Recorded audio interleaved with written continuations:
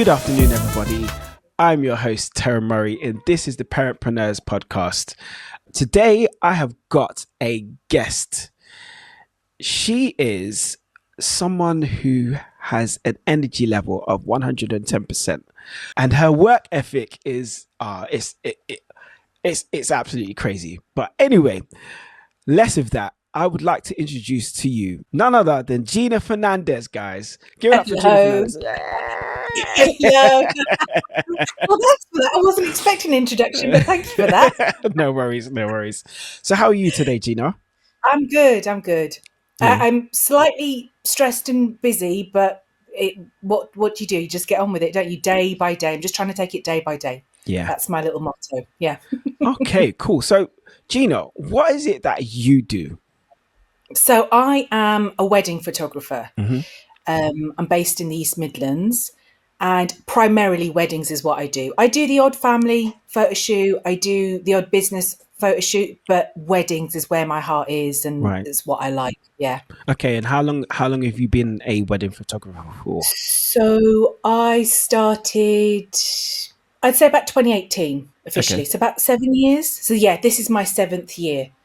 And before that, I was a primary school teacher and deputy head. Wow. And then once I had my kids, that's when I took a bit of a career break. Right. Okay, Yeah. so with being a primary school teacher and a deputy head, Yes. right? How does your job differ from being that and then turning into like a photographer? Or may I ask, where did the love of photography come from? So, do you know what? Cameras, photography, that's always been there in the background. Mm-hmm. So it was this total cliche, like we grew up with cameras. Whenever I chose a phone, it was, what was the camera like? It was Right. always like that for me. I was always the one out and about with a camera on a night out. Mm-hmm. You know, when you're clubbing and it was like 50 photos uploaded to Facebook after a night out. That was me. My dad was into it. He actually did wedding photography back in the 70s with his brother. Yeah. And my uncle is still a wedding photographer on weekends now. My dad no longer does it, but that's always sort of been there in the background, this love of taking photos, Right. composing an image. But in terms of what drew me to weddings or start that business in terms of like transferable skills, it's more about people more than anything. I get my energy from people watching, being around them, talking to them. So that's largely the skill set I brought with me from teaching. And when I was teaching, it wasn't ever just about the children. It was, especially as a leader, you're delivering training to adults, you're constantly meeting with parents. Yeah. And what I find funny is that when I was in education, the parents I met, there was always an issue to be dealing with, right? Yeah. There was either an issue with their child, they had a problem with the school, they had a problem with you. It was dealing with that.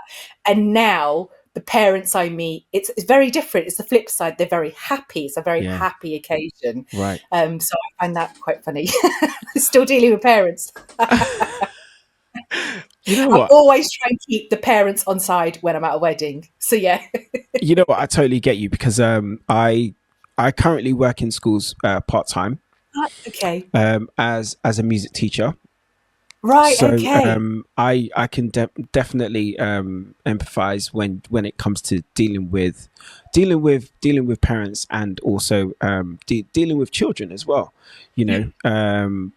But on the flip side, when it comes to being a wedding DJ, you know, as you said, it's about feeding off the crowd and having the parents on the on side of you, you know, on the good 100%. Side of you, you know. It makes the job far easier. Oh, definitely.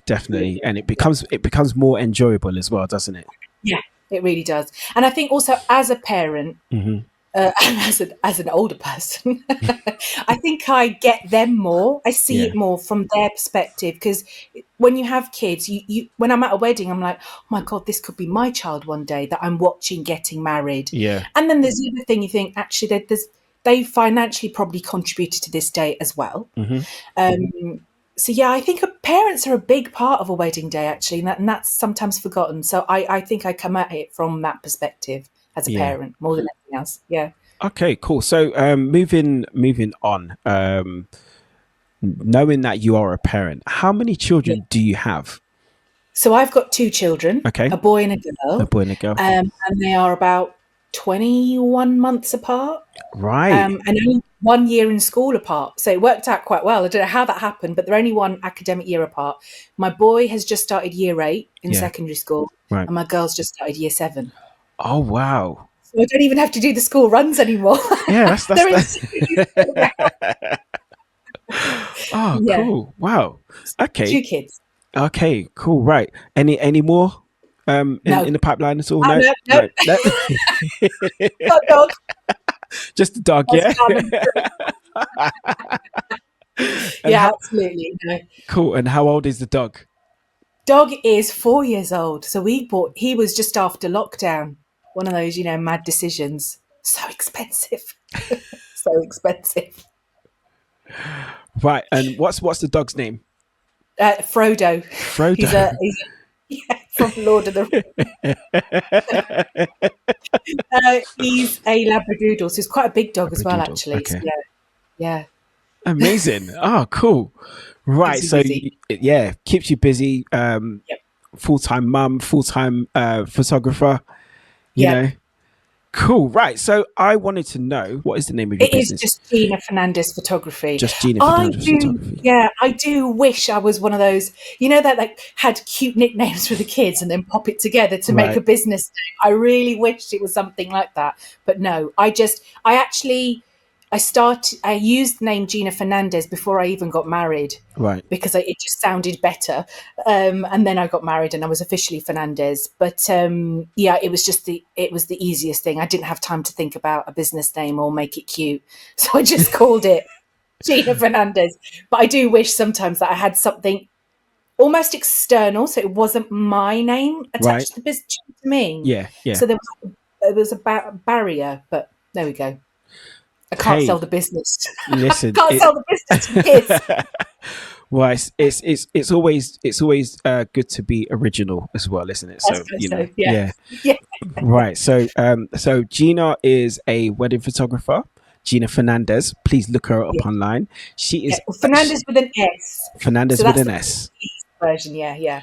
So, All right. and you said it about being original. Often when people start typing it up, I am the first one that comes up because there is no other. Boom. Top search. Brilliant. Cool. So I wanted to know, how do you balance life of being a parent and an entrepreneur?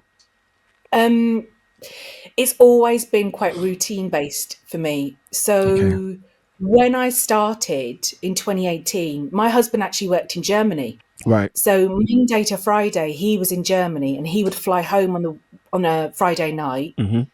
and I'd literally go to a wedding on a Saturday. It was just hand over the kids, and then he did that, and we did that for a good number of years. It was Yeah. like that, and the only thing that got me through it, and what gets me through today, is routine. Right. And I suppose that's another skill from being a teacher, like that timetable sort of situation. And Yeah. yeah, that's the biggest thing that I do, and I have as many like systems in place Right. in terms of like workflow. Hmm. So I use like a customer management system. It's Yeah. CRM system. It's CRM. called Yep. Studio Ninja. Yep, it's called Studio Ninja. Everything is pretty much automated. I've created a workflow. It's all scheduled in, so I'd have to do very little, Hmm. and I can maybe concentrate on making things a little bit more personal, but I know it's all sort of scheduled in. But Right. it's routines and schedules that have got me through. And when it comes to things like holidays, or even when the kids were actually younger, and when they weren't at school, a lot of it was I will keep the morning free for them. So like 9 till 12, I will keep them as busy as possible. Yeah. I will do everything with them. I'll take them out. We'll go places or we'll have activities, and then they can have lunch, and then they can sit on their iPads. So, and in my mind, that eased my guilt. So I was like, I've done something with them, Yeah. and now they can have their own time. And that's when I can get into work. Okay. And it's just, yeah, making, I can't, I have to sort of block off time where I'm going to do things, and Mhm. joint calendars also with my husband. Everything is, we send like Google invites for the calendar, so we know who's doing what's important for you. So there's a lot of that as well Yeah. going on. I think Yeah. that's really important when it comes to being a parent and an entrepreneur, especially if you've got a partner, you're married, and Yeah. both of you work. Your husband or your wife may work like a 9 to 5, and you are more so like a six till midnight person. Yes. You know, Exactly. and Yes. Yeah. yeah, having that Google Calendar in place is so key. Yeah. Because Yeah. there's sometimes in where I've got like dates in my diary, and sometimes even without letting my wife know, she knows by looking at the diary. Exactly that. You know, That's it. yeah. That shared one, that really makes a difference. And I think the biggest thing I have learned with running a business is sometimes you just have to let opportunities go. And Yeah. that's just the way it is. And then you just sort of sit, and I'm very much what will be, will be. Hmm. And if it's meant to be, it will be. Yeah. And I think that there have been times where I've had to let things go and just find my peace with it, and just think that it'll come back to me if it was meant to be for me. And Yeah. that was one of the probably the biggest challenges that I've ever faced with running a business and being a parent. Right. And in the beginning, when I was taking bookings, especially when my husband was working away, he doesn't anymore. He now Hmm. works from home, so he Okay. no longer has to travel, which is fantastic. And in the beginning, it was a lot like, can I take this booking? Almost Hmm. like not asking permission, but really having to sit and think, can I do this? Will you be able to pick up the reins if I did this? And it's got much easier now because he's home. And that, I think, that happened during lockdown because he worked from home that year. And then he realized actually the office realized he doesn't need to be away Right. from England. He can stay in England and do his job. And I felt my business grew rapidly once he was back, because I was able to say yes to Yeah. opportunities, but they come round again. It does come round again. So yeah, and I think that's the biggest lesson that I sort of had to learn quite quickly and stomach. Yeah, and now with the kids getting older, they can look after themselves more. Yeah. But now I see it as, oh, we haven't got long left with you. Like there's only actually 6 more summers where you're probably going to want to hang out with me. And then I've seen it, especially this year, so many more days where like, can I go out with my mates? Yeah. So I was like, oh, I don't even have to plan anything anymore. You just want to be out with your mates. And it dawns on you like, oh my God, actually, they're getting older and ready to be, Yeah. independent people who will soon leave. We haven't got much time left. I definitely get that side of things, because our 15-year-old, he's more prone to go out with his friends. Yes, right. Whereas the younger two, me and my wife are taking them out, Right. especially throughout this summer holidays. Me Yes. and my wife have just been taking them out, and then Yeah. if I've got an event in the afternoon, it would be these guys in the morning, and then in the Yes. afternoon get prepared to go to work. you know Exactly. That's it. Yeah. yeah. Absolutely. Yeah. It's a massive balancing act. Oh, Yeah. definitely. Yeah. Oh, definitely. Yeah. Oh, definitely. Right. So the next question is going back to when you was a head teacher Yeah. in schools. When did you feel was the right time for you to leave being a head teacher and then going into being a Uh, photographer? it was after I had my first child. Right. So teaching for me was one of those all or nothing. I was all in or I couldn't do the job. Right. And I went back when my boy was 6 months old. And I remember coming home from work thinking and looking at my son going, will you just go to sleep? I've got books to mark. Mm. I've got Ofsted's coming up. I've got to go through people's lesson plans. And I was like, oh my God. I can't believe that thought entered my head, that all these other people's children were actually above my own. Right. And that's when I thought, I can't do this. Actually, this is not for me. I've got something's got to change. Mm-hmm. And within a couple of months, my husband was offered a job in Germany and he had to leave. So it was almost forced upon me. This is not going to work anymore. So I went part-time, which is an absolute farce, because all you end up doing is shoving 5 days work into 3. So it was even more hectic. You don't just switch off for those 2 days. Yeah. Especially as a person in a leadership position, it was still like, you just couldn't just switch off and go. I know a lot of people think that teaching is 9 to 3, you leave at 3 and you go. It's not like that. Even in the summer holidays, you are planning and prepping for your school year, So that's when things started to change, and I really looked at franchising. Like, so could I buy a business? So I think at the time I was doing like a yoga baby class with my child. I'd done it like during pregnancy, and they had a system where you could buy the franchise, and I did consider that. And then I thought about like making jewelry and stuff. So there was the seed of starting my own business was there. Right. Most definitely. It wasn't a case of I'll go part-time or I'll find another job completely. It was, do you know what? I actually have to build something for myself. That's the only way I can balance being the mother I want to be and having an income. Right. So yeah, it was pretty soon after having my first child that I realized something needed to change. Right. Yeah. So that was 2012. Yeah. That was 2012. You decided to just be self-employed. Yeah. So 2012 was when the thought process happened. And then 2014, I was pregnant with my second child, and that's when we bought the property in the East Midlands. Mm-hmm. And by the end of that academic year, I handed in my resignation and said, I'm not coming back. And at the time, it was a case of I'll either start my own business or I'll just take a break for the first 5 years, because nursery fees are extortionate. Yeah. And why am I going to pay for another educator when my background is education? What's the point? I'll bring my kids up, I'll teach them. And that was the plan. And then I had some personal coaching. So I invested in a coach, and I thought, okay, let's have a look. What can I do? And then the thought of building a business it started to really solidify for me.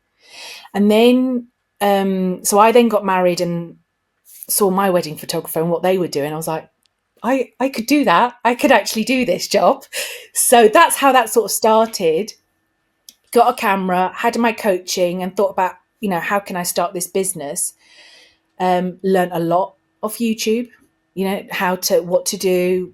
People do like videos, whole wedding day, like a GoPro on their camera and film a whole wedding day. And I literally watched these and I thought, oh, that's what happens. That's how you do it. Yeah.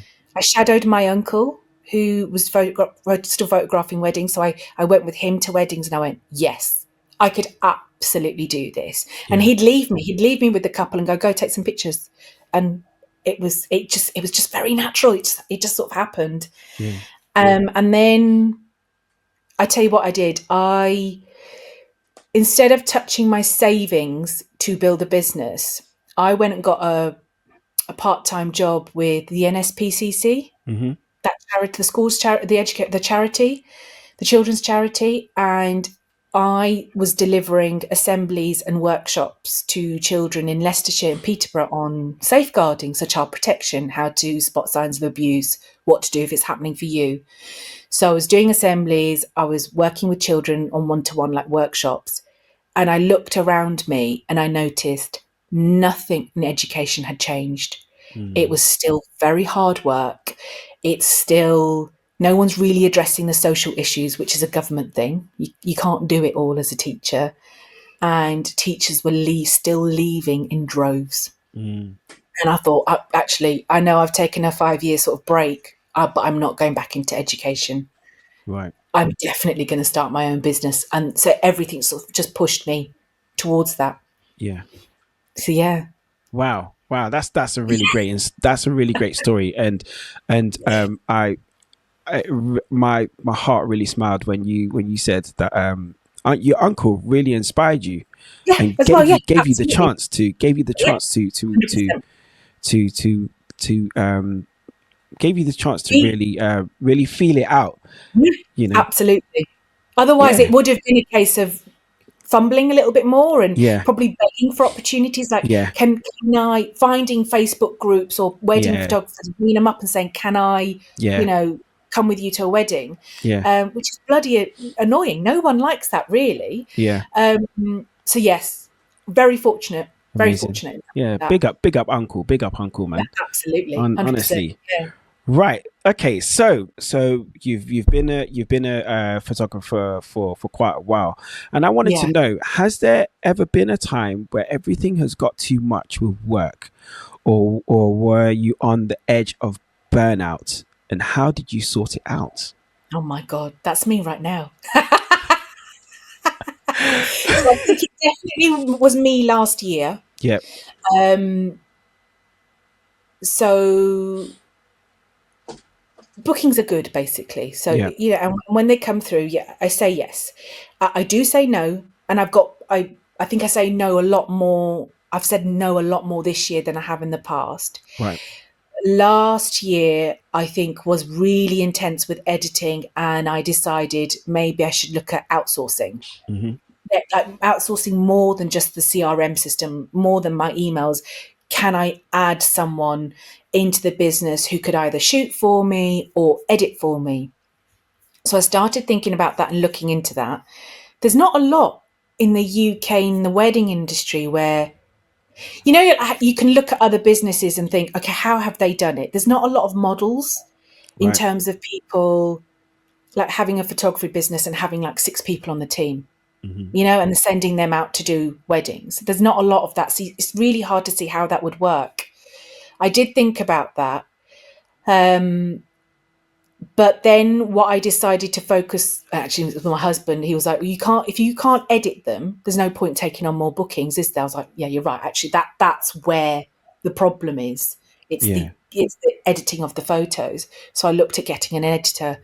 And I think at the point I looked at it last year, it was bang in the peak wedding season. It was too late Mm-hmm. because there's a lot of back and forth in terms of have I edited it right for you? Does this look right? How do you like your skin tone? How do you like? There was a lot of that. Right. So I thought I can't take that on just now. So I started at the beginning of this year. I tried to catch myself before I go into heavy editing season. Let me see if I can get an editor. And I did. Right. Did do that at the beginning of this year. I managed to, I think my 8 weddings I've managed to outsource and have edited by somebody else. But also it's expensive. Yeah. It's another cost you've got to factor in. And then it's got to a point where the way I do it is I sort through all the images first. It's called culling. Yeah. I cull all the images and then I have, I don't know, like 800 to 1,000 images, and I send that to an editor and say, can you do that? I don't send all of my weddings. It's the odd one. Mm-hmm. But what I found now is I can't cull in time to Right. send it off to them. There's such a backlog at the moment. But so adding people onto the team, I suppose that's sort of helped me with burnout. Saying no has definitely helped, Right. and really standing firm on that. So when I plan my year, I literally have in my calendar, capital letters, don't book anything. And I block that out. And I try and really stay true to that. Right. And that means if I've taken that weekend out, that also means don't go and then book one on a Tuesday just to make up Mm. for it. Yeah. It really Yeah. is stick to that. Be mindful of the editing schedule. Mm-hmm. And then I think the other thing was, I forgot what was the other thing. It was outsourcing the editing, saying no to a lot more. I can't remember the other thing. But I'm sure it'll come to me later. Cool. No worries. That's brilliant. The fact that you've that you're in a position of actually like outsourcing a lot of the work that you've got, because it Because also gone. it's easy to get up and go and photograph the thing. And I think people, oh, you just take a couple of photos. Yes, that is the easy bit. It's the bulk of my job is after the wedding day. I don't get to say just goodbye. Right now the work starts. Now I've got to go through everything, deliver it. And then the albums, the prints, I can't access the gallery. How do I do this? And then you get suppliers. Can I have the photos? That's what gets it's the back end. Right. So yeah, after a wedding. Yeah. Right. So photographers just don't shoot, they edit. Yes. And they deal with all the other stuff behind the scenes after the big wedding day. Yeah, absolutely. Yeah. And you get jealous of people who manage to go, bye, see you later. You're like, God damn, now my word. now it's time for me to start. That's right. Yeah. So I end up being in touch with my couple for months still after the wedding day. And for some, they end up just being friends. Like I've got plenty who still voice note. I've had people come to my house. Wow. Some people still send me birthday gifts. It's really cute. Good. Yeah, a bond there. That's really good. Wow. Yeah. Right. So if anybody's listening and any of my past clients still like me, send me some gifts. Do you know, when I'm on social media, more than anything, I'm talking to the people I've already photographed because they still follow and stuff, So I'm talking to them more than anything. Yeah. That's another great thing that you do on your social media.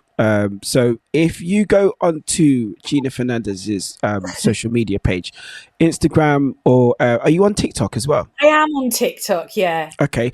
So Gina gives these little tips of how she would do certain things on her wedding day, which is an absolute that was a nice series. It's such a great eye opener. So if you are looking to get married and want certain tips of how you want your wedding day to pan out and so on and so forth, please check out Gina's Instagram page and also TikTok as well. Honestly, thanks for that. Yeah, absolutely it was great. Great tips. It was like a wedding day regrets almost. Like learn from this, so you know you in advance. But yeah, they went down a storm. They went down really well. Yeah, that's amazing. Absolutely brilliant. Right, so Gina, what is your favorite way to spend a day off? Literally horizontal on a couch. I'm not moving. I'm not moving. Get me the cheese puffs. Get me the Coke Zero. If you are a child and you want to be near me, you may sit by my feet. We're just going to watch Avengers, or we're going to watch Harry Potter, or a trash TV. But I actually stay at home. Yeah. I'm happy staying at home. I feel like the wedding day is my let's go out and meet people, and that's it for the week. I've done that, had my little recharge, and then the rest of the week is I'm happy to be at home. Even on my day off, happy to be at home. I don't want to be gallivanting anywhere. It's fine. I hear you. So Gina just likes to lay horizontally across a couch, watch a movie or two or three or four or five, Absolutely. Things like shopping. So for me, East London is still home for me. So we try and schedule in going to see our family at least once a month. Mm-hmm. I save all my shopping for Westfield that Fair day. I know the shop. I know where I need to go. That's when I'll do that. Brilliant. That's a brilliant way to spend the day off. Yeah, absolutely. Brilliant. Cool. Okay, so what solutions have you found that work well when it comes to spending time with your family and working on your business? I think the biggest thing is saying no. Right. So it really is about boundaries and realizing there will always be another booking. Mm-hmm.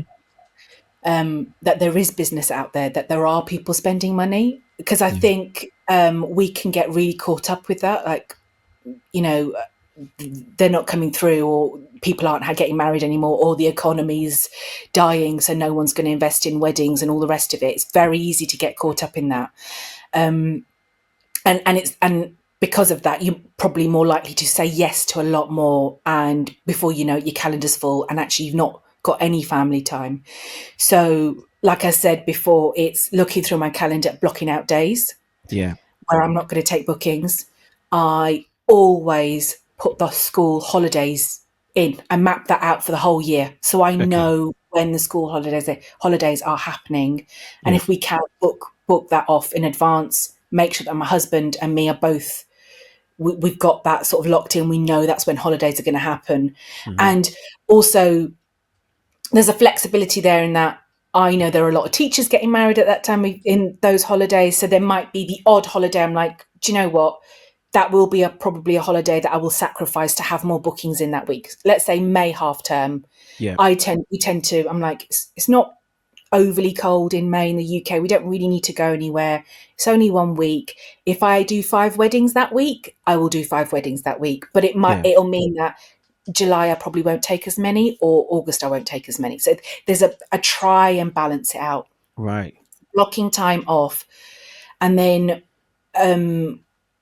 planning things to do with the kids. I know I like to have a day off, like horizontal on the sofa, but when it comes to actively spending time with family, I will try and book that and know what we're going to do in advance, so the day's not lost, if you know what I mean. Just lost the TV, or just lost to just walking down the road, that we've planned sort of something together.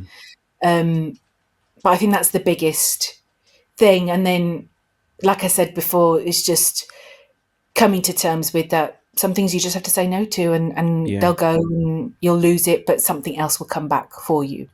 Cool. So the power of saying no, and also having a plan or a schedule in place as well. Absolutely. And I mean, one thing that my daughter's always said is, you don't ever work on my birthday. So, you know, I know, okay, not allowed to work on her birthday. Her birthday's in August. So it's always you can't do that day. So little things like that. Yeah. Cool. Okay. Fair enough. Okay. Right. So moving on. Is there any advice you could give someone who is looking to be an entrepreneur, who has a family, or who are thinking about starting a family?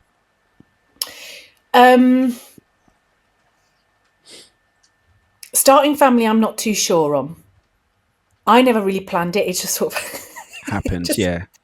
I think I would have preferred having a dog first, realizing, that's how you look after something. Because God, honestly, even having pets like a dog, you learn about sacrifice, and you know, their needs have to come first.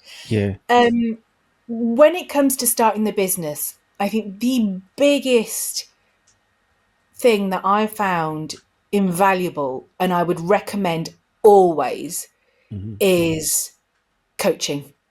Right. So, I mean, mentoring and coaching for me, they are two different things. Mentoring is someone showing you how to do absolutely everything step by step. This is how I did it. This is how you do it, right? Yeah. Coaching is more like giving you time to reflect and think about how will you do things. And I had coaching when I was at primary school, when I was an educator, leadership training, and we had it as a leadership team. You found out what type of leader you were, how you build a team together, and I found it invaluable. So I knew when I was on my own, I was going to invest in having that a coach to help me work out my own plan. And that's not the only time I've had coaching. I dip in and out of business coaching or personal coaching. I've dipped in and out of it throughout the 7 years. I've currently got a business coach at the moment. Right. So it's something I will always recommend and invest in. And otherwise, you're blindly sort of copying and trying to work it out yourself. I think if you've got a goal, coaching will help you get there faster. Right. Okay. That's something I really believe in. Because I see some things like I don't know if you've have it in your DJ world, but we do definitely have it in the wedding photography world. Loads of like Facebook groups, of wedding photographers. And some of the questions that they ask in there about how to do things or what do I do next, I'm like, mate, you need a coach. You can't ask a group of people you don't know who all come from different life experiences for a solution. Yeah. That can only come from you. So I think it's really important Cool. to have a So coach. amazing. Brilliant. That's Yeah. brilliant advice. And Yeah. it's something that something that I'm thinking of doing as well. Yeah, 100%. no, Thank you very much for that. definitely. Because Amazing. all they help you do is tease it out from within you, as opposed to giving you all the answers on a plate, because it won't always work for you. So I find that helpful. Amazing. Brilliant. Right. So we are near the end of the Oh yeah. interview. And I wanted to know, where can people find your business, the social links, and also the website? Sure, absolutely. So on Instagram, it's Gina Fernandes Photography. On TikTok, I have 2 accounts. So one is The Unfiltered Lens, because I have a podcast as well, which is mainly for like wedding professionals, or probably more so photographers, but I do and try and include all wedding professionals in there. So I've got that account where I talk more about what I'm talking about on my podcast episodes. And then I've got Gina Fernandes Photo as well, which is another TikTok account. But I tend to use Instagram more. That is Okay. where I love to be. So that's probably where you'll find me the most. Cool. And the website is GinaFernandesPhotography.co.uk. brilliant. GinaFernandesPhotography.co.uk. So if you do need a fabulous, when I say fabulous wedding photographer, she is Thank you. she is the bee's knees. Oh my God, thank you. Her energy and her work ethic is unmatched. And the when it comes to the photos and what you see in person, and then what she puts out on the web, oh my gosh, they're amazing. They're absolutely amazing pictures. Oh, thank you. I really honestly, appreciate that. That's really, really kind of you to say that. Thank you. Cool. That means a lot. Thank you. No worries. I mean, you're an amazing photographer. That's all. Yeah. So if you are looking to get married, please check out Gina Fernandes on her website and also on her Instagram, where she is mostly.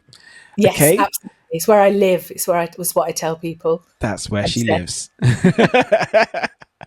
But listen, Gina, it has been an absolute pleasure. From the beginning.